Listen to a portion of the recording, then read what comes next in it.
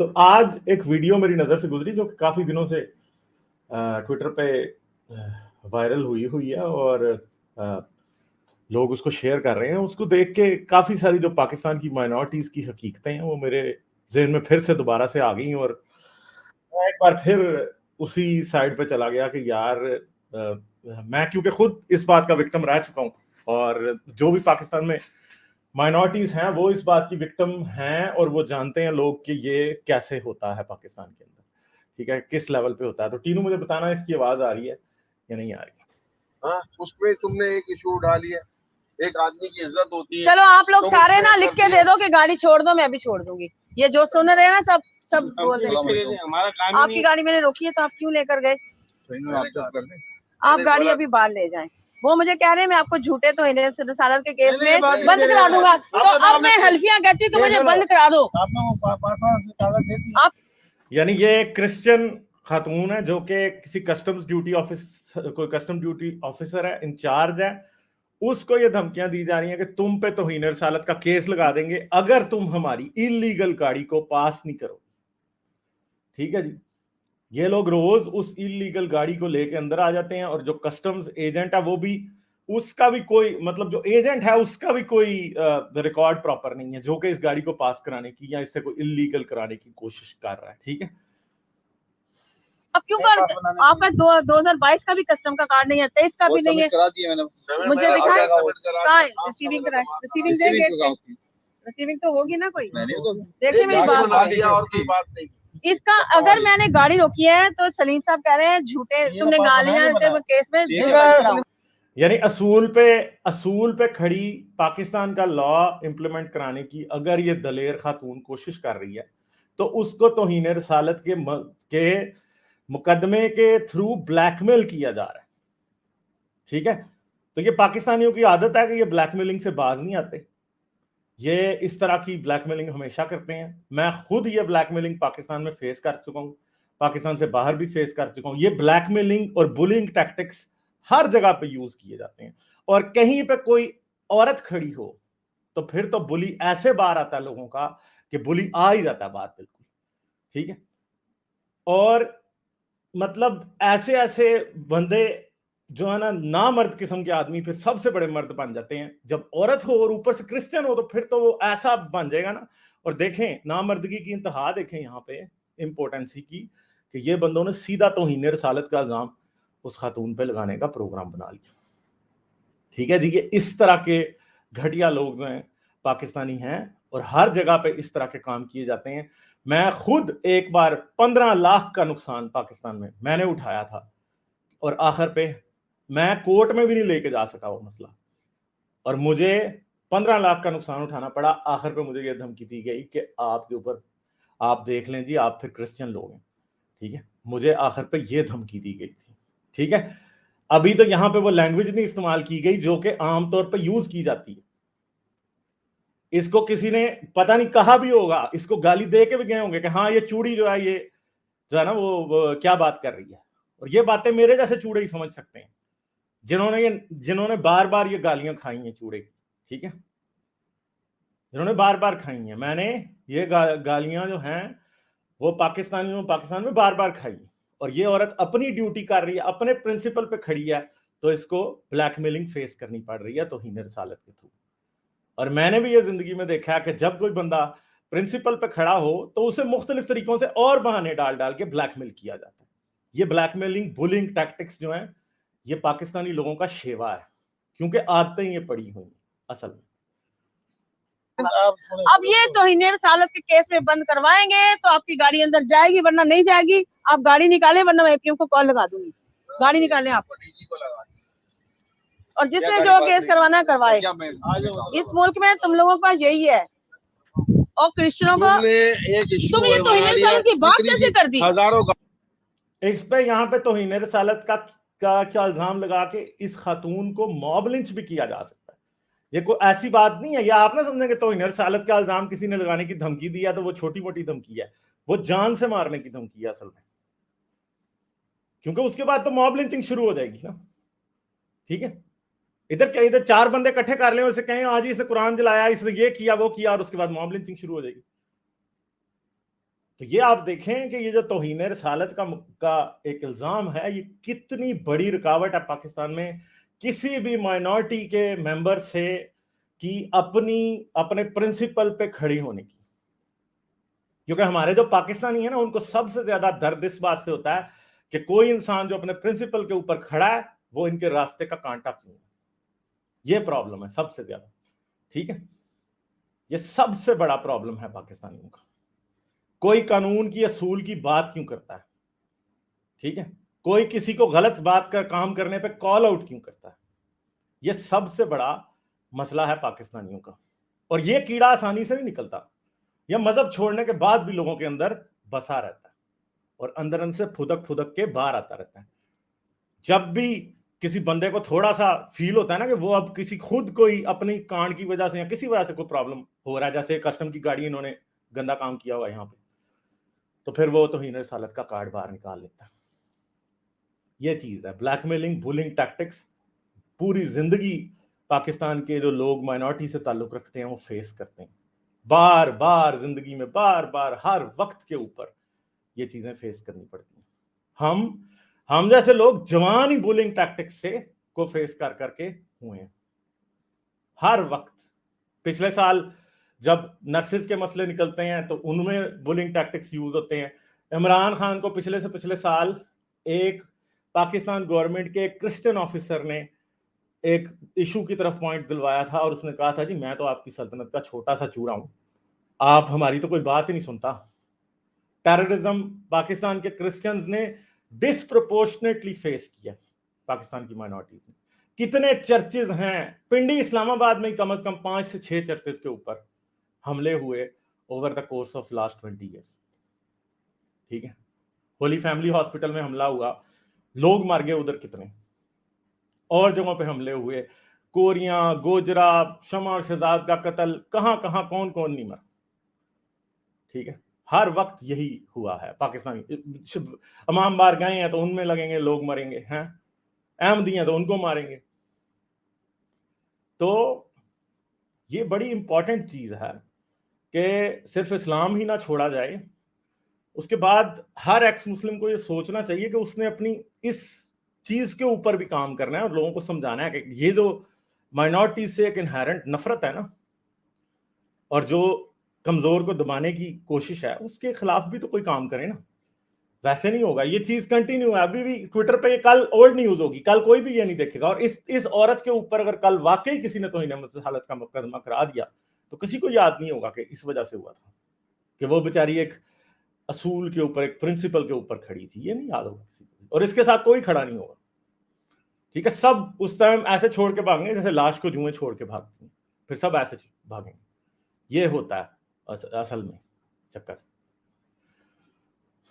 اس میں توہین رسالت تو آپ لوگ کر رہے ہو جو لیگل وے میں چلتے ہی نہیں ہو, جو قانون پہ عمل ہی نہیں ہونے دیتے. آپ کی وجہ سے وہ توہین رسالت کا جھوٹی بات کر رہے ہیں. آپ کا اس سے کیا, اوروں کی گاڑیاں بھی آ رہی ہیں, تو نکال دو نا, ان کے نمبر دو, نکال دو, سب کے نمبر دو, ہم نکال دیں. ہم کو یہاں پہ آپ کے ساتھ اس کا کیا ایسا لینا دینا, وہ آپ کی خاطر توہین رسالت کا ورڈ یوز کر رہا ہے. آپ کا کیا ادھر کام چل رہا ہے اندر کھاتے, کون سی یہاں پہ اسمگلنگ کر رہے ہو تم لوگ؟ تو اس عورت کا قصور کیا کہ یہ بکی نہیں, یہ ان کی رشوت نہیں لے رہی, شاید یہ چیز ہے. یہی بات ہے نا, بکی نہیں ہے. بک جاتی تو کوئی مسئلہ نہیں تھا. یا پھر وہ مطلب اب دیکھیں نا, وہ شکل سے ایسا سوٹڈ بوٹڈ شریف آدمی, اس سے آپ کسی بات پہ بات کریں تو اس سے زیادہ سوفسٹیکیٹڈ, سلجھا ہوا, باصول, یہ پاکستان کے سارے مسئلے آپ کو بتائے گا کہ وہ جی پاکستان میں تو جی بڑی ناانصافی ہوتی ہے, فلاں کے اس میں یوں ہوا تھا, فلاں کے اس میں یوں ہوا تھا, عمران خان جو ہے وہ بد کردار ہے, عمران خان جو ہے وہ جو ہے کرپٹ ہے, نواز شریف کرپٹ ہے, فوج کرپٹ ہے, ہر چیز کے بارے اس کا اوپینین ہوگا. مگر جہاں پہ اپنا چھوٹا سا مسئلہ آیا, ٹھیک ہے, اس کے اندر یہ کیا کر رہا ہے, توہین رسالت کی دھمکیاں دے رہا ہے. ٹھیک ہے, یہ چیزیں ہیں, یہ ہوتے ہیں بولنگ ٹیکٹکس, اور یہ لوگ ہوتے ہیں بلی, ان کو کہتے ہیں بلی. اصل میں یہ ہوتے ہیں بہت چھوٹی ایگو والے بلی, بزدل ترین دنیا کے لوگ, جو کہ اس کو دھمکیاں دیتے ہیں جس کا ان کو پتا ہوتا ہے کہ وہ ایک ونرلیبل پوزیشن ہے. اور کسی دلیر آدمی سے لڑنے کا, کسی سے فیس ٹو فیس لڑنے کی ان لوگوں میں جرت نہیں ہوتی. ادھر ہی کوئی داڑھی والا, اتنی لمبی داڑھی والا مولوی ہوتا نا, تو پھر دیکھتے آپ کیا کرتے. وہ ان کو سارا کچھ سمجھاتا, پہلے ان کو گالیاں دیتا, ان کو کہتا جی تم لوگ بڑے بد کردار ہو, اور بعد میں بیہائنڈ دا سین ان سے رشوت بھی لے لیتا. ادھر مولوی بیٹھا ہوتا نا تو اس بندے کی آپ اوقات دیکھتے. ٹھیک ہے, مگر ادھر بیٹھی تھی بیچاری کرسچن, وہ بھی عورت کو پہلے دھمکانا آسان ہے, پھر اس کے بعد کرسچن عورت کو دھمکانا تو اور ہی آسان ہے. وہ کرسچن عورت کا تو آپ ریپ بھی کر دیں گے پاکستان میں, تو پھر آپ اسے کہیں گے کہ ہم آپ پہ بلاسفمی کا الزام لگاتے ہیں, بیچاری چپ کر کے بیٹھ جائے گی. کیا کرے گی, کچھ کر ہی نہیں سکتی. یہ ہوتے ہیں بولنگ ٹیکٹکس, اور یہ ہے توہین رسالت کی ریالٹی. یہ کالا قانون نہیں ہے صرف, یہ دنیا کا سب سے گھٹیا قانون ہے. یہ لبیک لبیک یا رسول اللہ کی جو باتیں ہیں نا, یہ دنیا کی سب سے گھٹیا باتیں, کہ آپ نے اپنے مطلب کے لیے کسی کو ٹرک کے نیچے پھینکنا ہے, کسی کو ذلیل کرنا ہے, کسی کی زندگی برباد کرنی ہے, کسی کو تھریٹ دینا ہے, تو آپ اس توہین رسالت کے مقدمے کو یوز کریں اور کہیں ہاں جی ہم اس کو یوز کر رہے ہیں. ٹھیک ہے, اور یہ یاد رکھیں دنیا میں ہر جگہ مائنورٹیز کو دبانے کے کوئی نہ کوئی طریقے ہوتے ہیں. وہاں پہ لفظ جہاد چل رہا ہے, ٹھیک ہے, ٹنی لفظ جہاد لے کے پیچھے چڑھے ہیں لوگوں کے. صحیح ہے, ہر جگہ پہ چلتا ہے, کیونکہ بہت سے ایسے لوگ جن کو اصول کے مطابق, اصول پسندی جو ہے نا, وہ ہمارے ساؤتھ ایشیا میں اس کی کوئی رسپیکٹ نہیں ہے, کہ اگر کوئی اپنے پرنسپل پہ سٹینڈ کرتا ہے اس بات کی کوئی رسپیکٹ نہیں.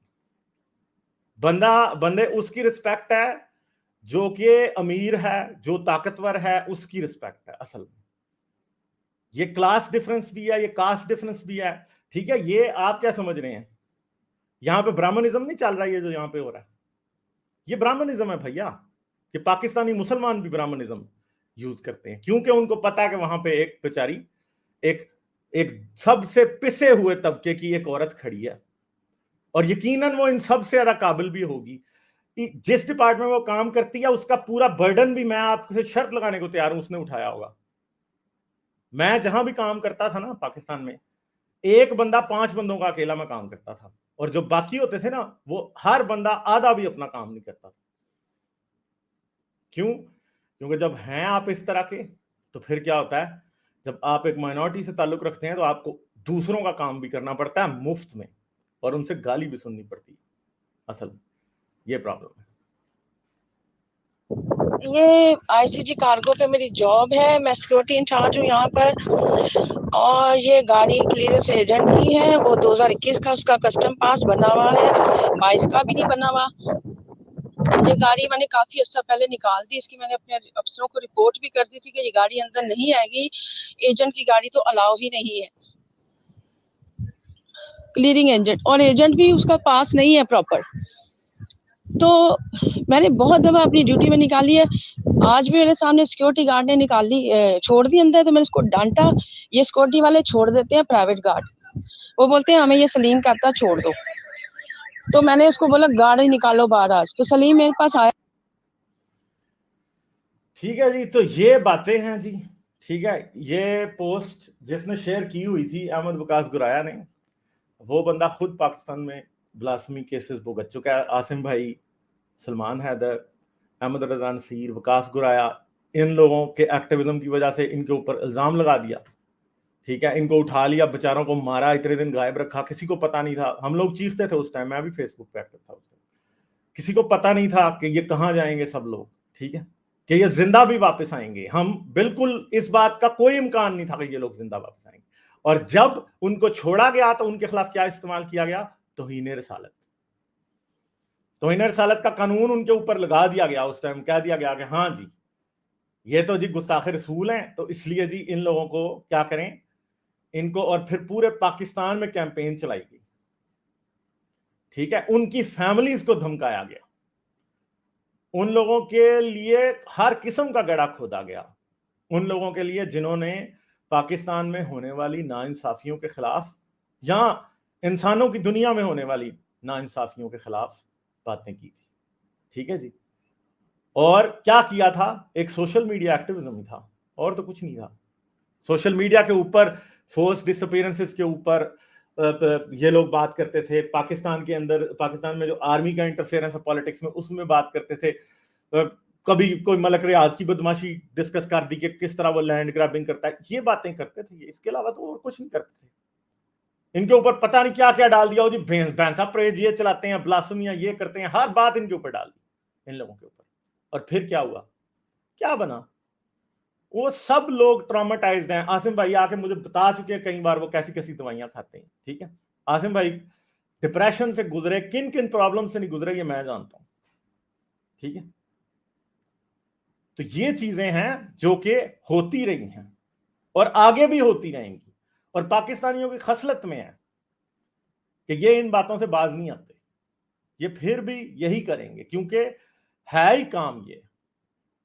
یہاں پہ یہ عورت کی مجھے اس کی زندگی کی فکر ہے. ہو سکتا ہے اس کو توہین عدالت کے کیس میں ہی تو آگے کو ویسے گولی مار جائے. کرسچن نرس تھی ایک، اس کو مجھے یاد نہیں ہے، پنڈی کی بات ہے، کوئی آج سے 10 سال پہلے کی بات ہوگی. اس سے کوئی آیا پیشنٹ تھا، کوئی اس کے کسی کیئر ٹیکر نے یا کوئی اس کا خاوند تھا، کوئی کہا تھا، اس نے اس سے کوئی بدتمیزی کی. وہ فیمیل وارڈ میں گھس رہا تھا، تو اس نرس نے کیا کیا جی، اس کو وہاں سے نکلوایا. وہ آیا آ کے اسے گولی مار کے چلا گیا. ٹھیک، یہ حالات رہے ہیں ہمیشہ. تو ان چیزوں کو میں دیکھ کے آیا ہوں. میری ایک لیگل بیٹل بن گئی تھی کسی سے ایک وقت میں. ٹھیک ہے، 15 لاکھ پاکستانی روپیز کا مجھے نقصان ہوا تھا اوور آل. اور اینڈ پہ مجھے یہی دھمکی ملی تھی کہ بھائی دیکھیں جی آپ کرسچن لوگ ہیں، ٹھیک ہے، اور آپ کے ساتھ ہم آپ کے ساتھ زیادتی نہیں کرنا چاہتے. انہوں نے بیچ میں بٹھا لیا مولوی، انہوں نے کہا جی ہم آپ کے ساتھ زیادتی نہیں کرنا چاہتے. ٹھیک ہے، یہ بات ہے. لائک، شیئر اور سبسکرائب کرنا مت بھولیں. اس کے ساتھ ساتھ آپ میرے چینل کو پیٹریون پر سپورٹ کر سکتے ہیں. پیٹریون کا لنک ویڈیو کی ڈسکرپشن میں ہے.